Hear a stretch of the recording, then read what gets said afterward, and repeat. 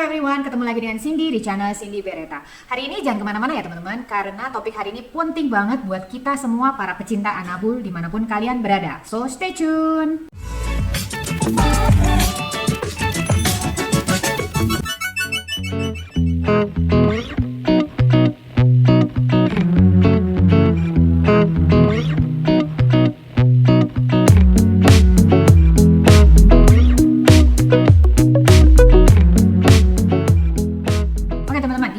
Saya sebelumnya yaitu tentang ringworm ya, kita kan ngebahas penyakit apa sih yang bisa nular dari hewan ke manusia. Dan hari ini kita akan ngomongin rabies. Kenapa penting banget? Ada 3 hal teman-teman. Satu, udah pasti karena ini bisa nular dari hewan ke hewan lainnya dan bahkan juga kita ke manusia.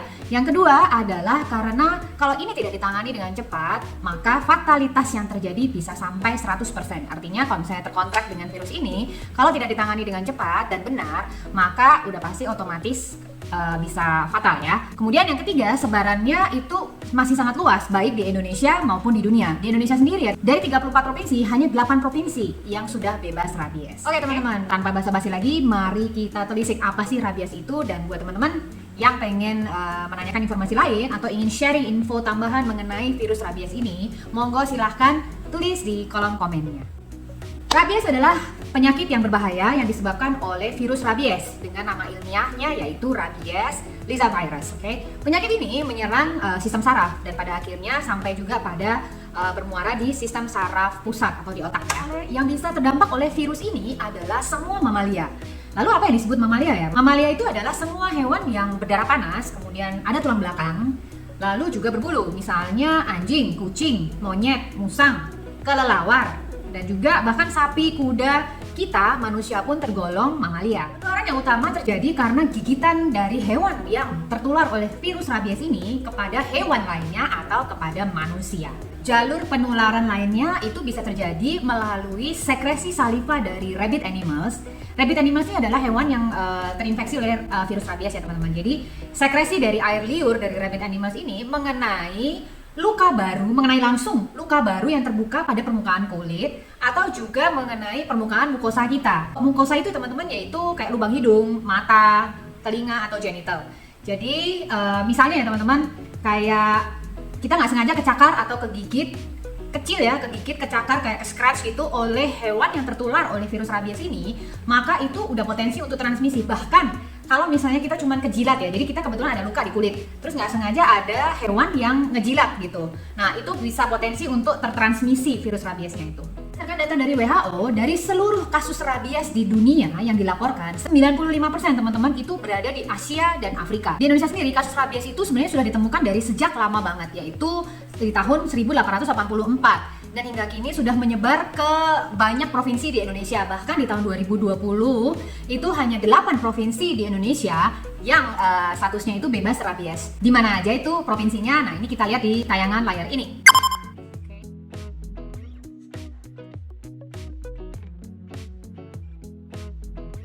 Rabies yang dilaporkan yang membawa kematian kebanyakan memang adalah faktor dari seed carrier yaitu anjing. Hewannya anjing ya teman-teman, tapi tidak menutup kemungkinan dari laporan-laporan yang kasus yang terjadi tapi tidak dilaporkan, bisa jadi misalnya kayak hewan monyet atau kucing ya. Jadi setiap negara punya kasus yang mungkin berbeda-beda. Contohnya di Amerika tuh 90% kasus yang rabies yang terjadi yang membawa kematian itu disebabkan oleh gigitan hewan liar. Jadi bukan anjing peliharaan mereka yang kayak domestic pet gitu ya, kayak domestic dog gitu-gitu, dia enggak, tapi justru gigitan hewan liar. Hewan liarnya antara lain adalah kayak rubah, musang, kemudian rakun ya, mereka kan banyak rakun ya, dan juga kelelawar. Dan dari laporan yang terbanyak justru di Amerika itu mereka kasus kematian disebabkan oleh gigitan kelelawar. Dengan hanya melihat sekilas pada hewan, sebenarnya kita nggak pernah bisa tahu dia ini kena rabies atau enggak, apalagi di tahap-tahap awal banget ya.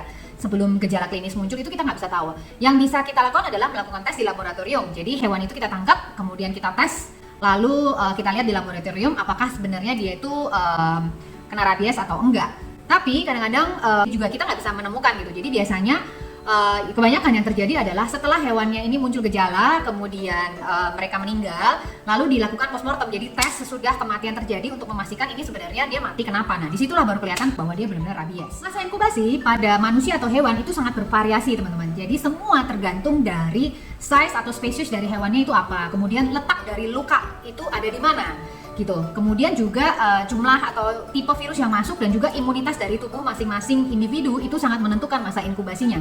Semakin kecil spesiesnya dan juga semakin parah luka yang ditimbulkan karena gigitannya tadi, dan juga letaknya misalnya dari bahu ke atas terjadi posisinya, kemudian imunitas dari tubuhnya itu rendah atau sama sekali tidak ada titer antibodi terhadap rabies, maka masa inkubasinya akan lebih cepat. Oke, sejak digigit ya teman-teman, virus itu harus berjalan dari tempat di mana dia tergigit posisinya sampai pada sistem saraf pusat, yaitu yang di kepala ya. Dan masa inkubasi ini biasanya sekitar 3-12 minggu. Tapi semua itu tidak menentukan pasti seperti itu, tapi bisa lebih cepat atau lebih lambat. Semua tergantung faktor yang tadi kita udah bahas sebelumnya ya. Ketika virus berjalan sampai di saraf otak atau di sistem saraf pusat, maka virus ini mulai bermultiply dengan cepat ya teman-teman, dan dia mengalir juga ke kelenjar saliva. Di sini maka mulailah muncul gejala klinis. Lemah, kejang, kemudian juga nafsu makan mulai berkurang. Yang paling sering tanda-tandanya adalah banyak air liur yang berlebihan atau kadang juga berbusa di mulutnya. Lalu juga susah untuk menelan. Lalu ada juga beberapa hewan yang jadi sensitif terhadap cahaya gitu. Dan ada perilaku yang mulai kelihatan berbeda ya teman-teman. Jadi lebih agresif dan juga menyerang yang tanpa sebab gitu. Tapi di beberapa hewan lainnya, yaitu terutama hewan liar ya, yang biasanya mereka itu kan sulit untuk dipegang. Tapi kalau dia terinfeksi dan menunjukkan gejala, dia malah gampang untuk dipegang, kayak tame gitulah, jinak gitu. Kemudian terjadi paralysis atau kelumpuhan, dan juga perilaku yang coba menggigit-gigit objek, tapi sebenarnya itu nggak ada objeknya. Jadi karena yang diserang adalah sistem saraf yang di otak, sehingga mereka menampilkan perilaku-perilaku yang nggak biasanya dan sedikit bersifat kayak gila gitu. Makanya disebutnya, kalau rabies itu di Indonesia seringnya disebut virus anjing gila. Sejak gejala klinis muncul, biasanya hewan itu hanya bisa bertahan selama 7 hari dan kemudian meninggal. Masa inkubasi pada manusia juga bervariasi teman-teman. Time frame-nya ada sekitar 2-3 bulan. Tapi ada juga yang lebih cepat, 1 minggu. Atau ada juga yang lebih lama, misalnya 1 tahun, itu juga ada. Jadi sangat berbeda-beda tergantung dari faktor yang menentukan, seperti yang sudah kita bahas di awal tadi. Gejala yang dialami oleh manusia awalnya yaitu seperti kayak orang sakit flu nih teman-teman, kayak badannya jadi nggak enak, kemudian demam, sakit kepala, terus juga kita ngerasain itu kesemutan kayak tingling ya, tapi nggak bisa dijelaskan. Kita juga akan ngalamin sensasi terbakar atau paresthesia, kayak gatal di tempat yang tercakar atau tergigit tadi. Yang pertama adalah rabies yang ganas. Ini biasanya gejala yang muncul adalah kayak hiperaktif, jadi kayak ketakutan yang berlebihan terhadap air atau aliran udara. Nah, yang udah kayak misalnya kayak begini teman-teman, ini biasanya nggak akan lama dan tidak akan lama, dan kemudian akan jadi fatal dalam beberapa hari dan tidak tertolong. Tapi yang satunya lagi adalah gejala rabies paralitik, yaitu secara perlahan-lahan. Jadi misalnya digigit di bagian kaki. Nah, nanti dia akan mengalami kelumpuhan yang bertahap dari kaki menuju ke atas sampai pada saat virusnya mencapai sistem saraf pusat, maka dia akan bisa jadi koma karena ada inflamasi di otak, dan kemudian barulah mengalami kematian. Nah, teman-teman, rabies ini kalau sampai sudah muncul gejala klinis baik pada manusia atau pada hewan, maka sebenarnya itu udah nggak ada harapan sih. Jadi harapannya sangat kecil untuk bisa sembuh, dan biasanya hampir 100% itu akan fatal. Walaupun sedemikian mengerikan penyakit rabies ini ya teman-teman, dan hampir fatalitasnya itu hampir 100% apabila sudah muncul gejala klinis ya, tapi sebenarnya penyakit ini tuh bisa dicegah. Untuk mencegahnya itu harus kita mulai dari hewannya dulu, karena hewanlah yang menularkan kepada hewan lain dan juga mungkin potensi untuk menggigit manusia. Jadi untuk mencegahnya kita harus fokus pada carrier-nya, penyebarnya, yaitu si hewan tadi. Kunci utamanya adalah vaksin rabies. Lalu yang kedua adalah kalau kita punya hewan binatang, apalagi di daerah yang masih belum free rabies, maka jangan biarkan hewan kita berkeliaran di luaran. Jadi lebih baik pelihara mereka di dalam rumah. Yang ketiga adalah kebiri. Kenapa kebiri? Kadang-kadang kalau hewan itu nggak dikebiri, mereka punya keinginan untuk berkeliaran di luar rumah karena mencari pasangan, teritorial, dan lain sebagainya. Jadi kalau dikebiri, maka dia akan mengurangi keinginan untuk keluar dan juga mengurangi populasi hewan yang tidak diinginkan. Pertanyaan nih teman-teman, kalau misalnya hewan saya nih ya udah divaksin rabies ya, kemudian nggak sengaja itu digigit oleh hewan lain yang sakit rabies, itu bisa ketularan nggak? Jadi pada intinya hewan yang sudah divaksin rabies itu tidak bisa tertular, asalkan titer antibodi rabies di dalam tubuhnya itu masih memenuhi standar. Jadi makanya perlu untuk divaksin itu nggak cuma sekali, tapi harus diulang secara reguler. Sehingga untuk memastikan level titer antibodi rabies yang ada di dalam tubuh hewan itu selalu maksimum. Sehingga kalaupun dia tergigit, maka tidak menjadi fatal. Oke, yang berikut ini juga nggak kalah penting. Gimana kalau misalnya ternyata amit-amit kita itu anabulnya kegigit atau kecakar, atau bahkan kita sendiri ya nggak sengaja berinteraksi dengan hewan, ternyata dia rabies. Nah, ini adalah cara penanganannya. Nah, kalau di Jakarta sendiri misalnya anabul kita itu tahu bahwa kegigit oleh anjingnya tetangga misalnya gitu ya, anjing tetangga yang kita udah tahu banget bahwa dia divaksin secara reguler termasuk juga vaksin rabies, maka harusnya nggak perlu worry apabila anabul kita kegigit oleh anjing lain atau kecakar sama kucing tetangga lain yang kita tahu persis bahwa mereka itu selalu vaksin secara reguler. Maka itu nggak perlu worry. Jadi karena biasanya yang udah divaksin, menurut penelitian anjing atau kucing yang sudah divaksin rabies secara teratur dan nggak pernah telat, itu akan aman dari virus rabies. Ini adalah penanganan apabila kita anabulnya kegigit ya. Terlebih untuk daerah-daerah yang memang belum bebas rabies, misalnya kayak di Bali ya. Jadi misalnya nih anabul kita kegigit ya. Let's say anabul kita, anjing kita kegigit oleh anjing lain, dan kita nggak tahu anjing lain itu udah divaksin rabies atau belum, oke, atau dia rabies atau enggak. Jadi kita nggak tahu posisinya. Jadi asumsi kita harus bilang bahwa anjing itu yang menggigit adalah rabies. Sehingga apa yang harus kita lakukan adalah paling cepat dan segera harus dibawa ke klinik. Untuk biasanya nanti di klinik dia akan diinjeksi oleh virus antivirus rabies ya. Dan lalu kita harus bilang bahwa kita harus melaporkan kasus ini ke instansi yang menangani kasus-kasus rabies. Lalu kalau misalnya kita udah tahu bahwa anjing kita ini sudah pernah atau anabul kita ini sudah pernah divaksin sebelumnya, maka biasanya akan tetap diobservasi dalam beberapa hari untuk dikarantina, untuk dipantau perkembangannya di hari-hari ke depan seperti apa. Tapi kalau misalnya apalagi di daerah yang benar-benar masih endemi rabies banget gitu ya, dan kita anabulnya tergigit parah, biasanya akan dikarantina, apalagi belum divaksin, mereka akan di-euthanize atau disuntik mati.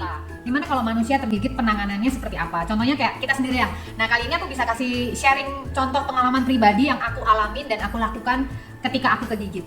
Jadi suatu hari ya teman-teman, aku tuh kan senangnya rescue binatang ya, baik anjing maupun kucing. Oke, satu saat itu aku rescue kucing. Dan aku tahu dari awalnya itu memang dia berperilaku dan berperangi sedikit agresif nih kucing.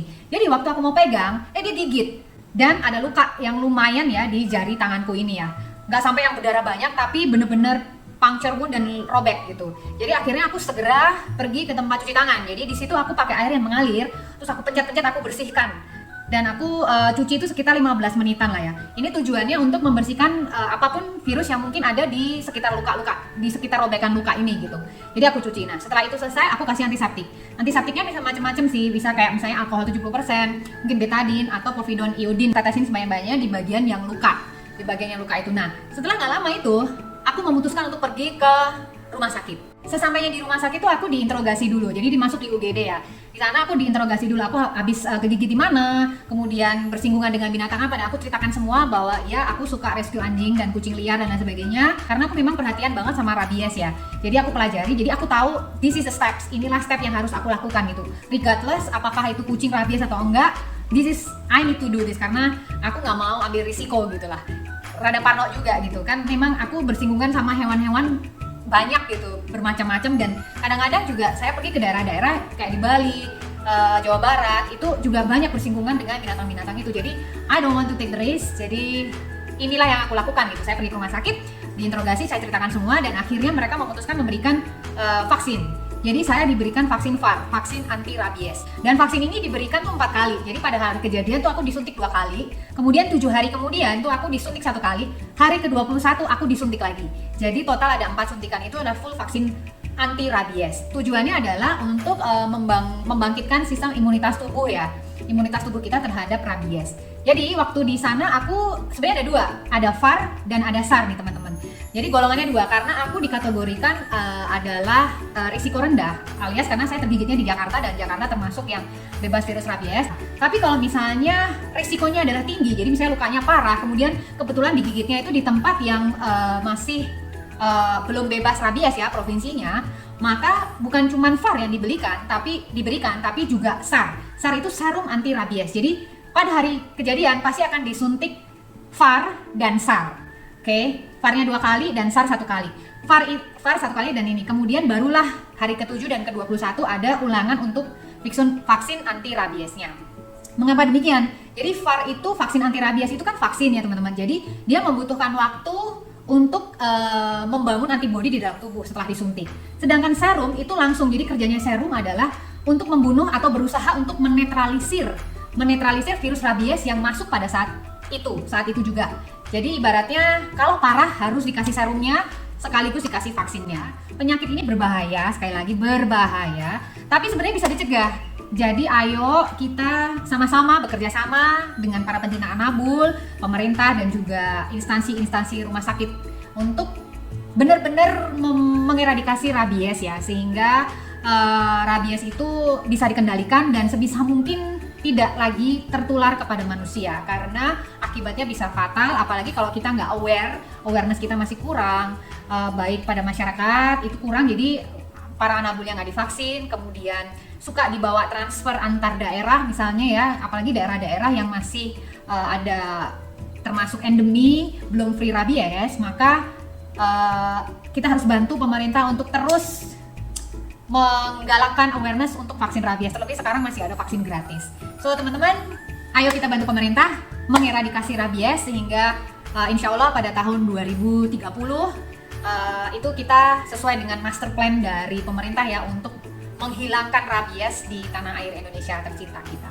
Oke, ciao, see you di video tips berikutnya. Dah.